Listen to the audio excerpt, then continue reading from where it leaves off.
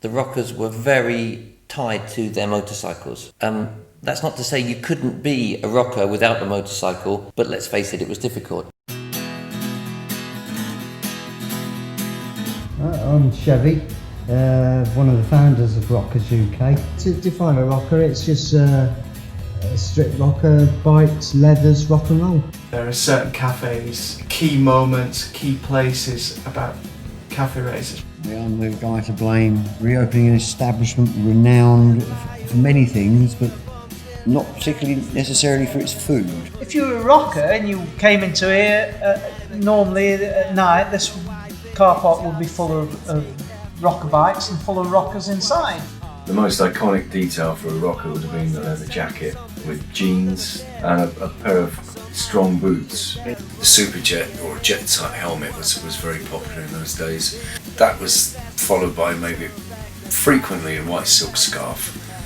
And people actually painting the brand of the motorcycle they rode on the back of their jacket. When you've got a crash helmet on and a scarf wrapped around your face and a pair of goggles, people can't see who you are, but if they're riding up behind you and they see your jacket, they know exactly who you are. What are you gonna do? Lewis Leathers has a huge archive of their old jackets, and they can be seen in the store where people have hand painted from the mid-50s onwards. So here's the lightning jacket which we've made for Royal Enfield. Noticeably on the front we've got the twin logo Oval patch showing Lewis Leathers and Royal Enfield's logos in gold. The lightning jacket is typified by the buckles, which we moved away from the centre of the jacket, accommodate the forward riding position of the rockers.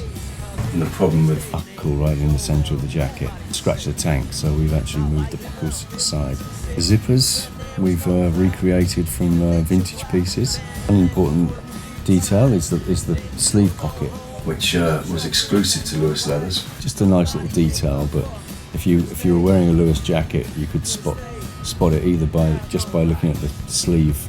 Lining is a very important part of the jacket.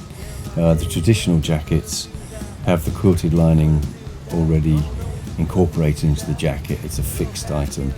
With this one, we've actually created a removable quilted lining so that people in hotter climates can wear the jacket without the quilted lining.